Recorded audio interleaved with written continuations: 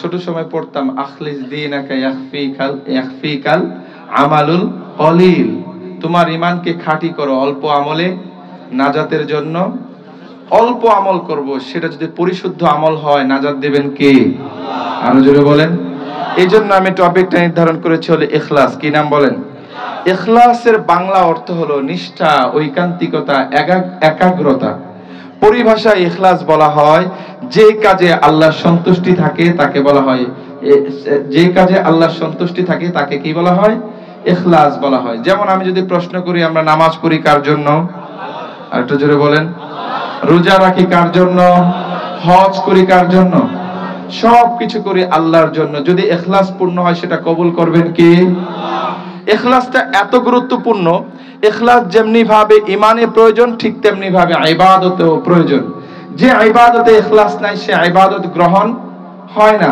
যেমন মনে করেন ইবাদত কবুলের জন্য দুইটা শর্ত। কয়টা শর্ত? এক নাম্বার শর্ত হলো ইবাদতটি ইখলাস পূর্ণ হওয়া, দুই নাম্বার শর্ত হলো ইবাদতটি শরিয়া মোতাবেক হওয়া।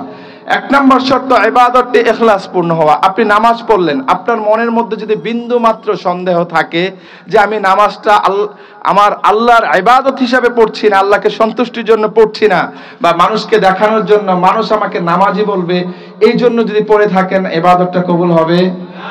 সুতরাং নামাজ পড়বো কার জন্য?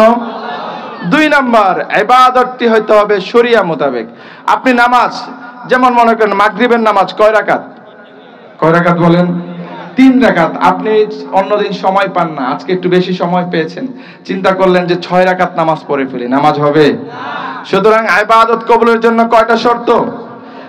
দুইটা শর্ত। এক নাম্বার শর্ত হলো ইবাদতটি ইখলাস পূর্ণ হওয়া, দুই নাম্বার শর্ত হলো ইবাদতটি শরিয়া মোতাবেক হওয়া। পারবেন তো ইনশাআল্লাহ? তো ইখলাসের গুরুত্ব বোঝাতে গিয়ে আল্লাহ তাআলা সূরা জুমারের 2 নম্বর আয়াতে বলেন, ইন্না আনজালনা ইলাইকাল কিতাবা বিল হাক্কি ফা'বুদিল্লাহা মুখলিসাল লাহুদ্দিন আলা লিল্লাহিদ-দীনুল খালিস। আল্লাহ রাব্বুল আলামিন বলেন, ইন্না আনজালনা ইলাইকাল কিতাবা বিল হক, নিশ্চয় আপনার প্রতি এই কিতাবটি সত্য সহ নাজিল করা হয়েছে। কোন কিতাব? কিতাবের নাম কি? কোরআন। নাম কি? কোরআন এমন কিতাব আল্লাহ তাআলা বলেছেন লা রাইবা ফি, তাতে কোনো বিন্দুমাত্র সন্দেহ নাই।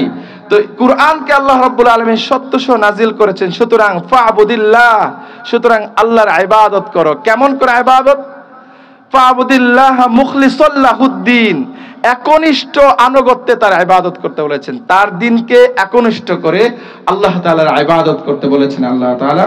এবং বলে দিয়েছেন যদি 9-6 ইবাদত করো আলা লিল্লাহিদ-দীনুল খালিস, সুতরাং জেনে রাখো আল্লাহ তাআলার কাছে কোন রকম ভেজাল ইবাদত যায় না।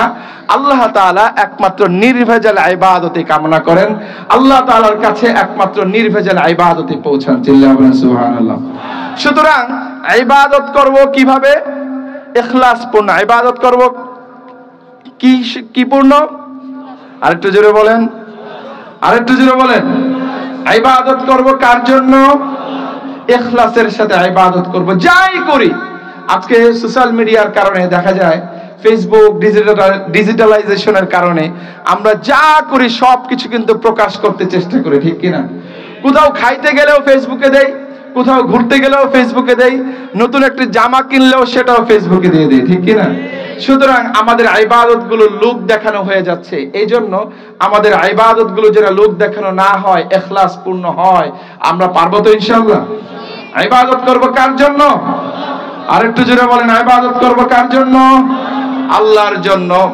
2 নাম্বার হাদিস বলবো, একটা বলেছিলাম, যেমন রাসূল সাল্লাল্লাহু আলাইহি সাল্লাম বলেছেন ইন্নামাল আ'মালু বিন্নিয়াত ওয়া ইন্নামা লিকুল্লি ইমরিইম মা নাওয়া ফামান কানাত হিজরাতুহু ইলাল্লাহি ওয়া রাসূলিহি ফাহিজরাতুহু ইলাল্লাহি ওয়া রাসূলিহি ওয়া মান কানাত হিজরাতুহু লিদুনিয়া ইউসিবুহা আও ইমরাআতিন ইয়াতাযাওয়াজুহা ফাহিজরাতুহু ইলা মা হাজারা ইলাইহি।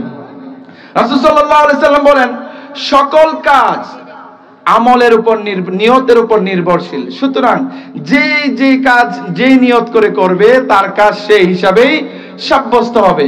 কেউ যদি আল্লাহ এবং তার রাসূলের জন্য হিজরত করে তার হিজরত হবে আল্লাহ এবং তার রাসূলের হিজরত হিসাবে, ঠিক কিনা বলেন?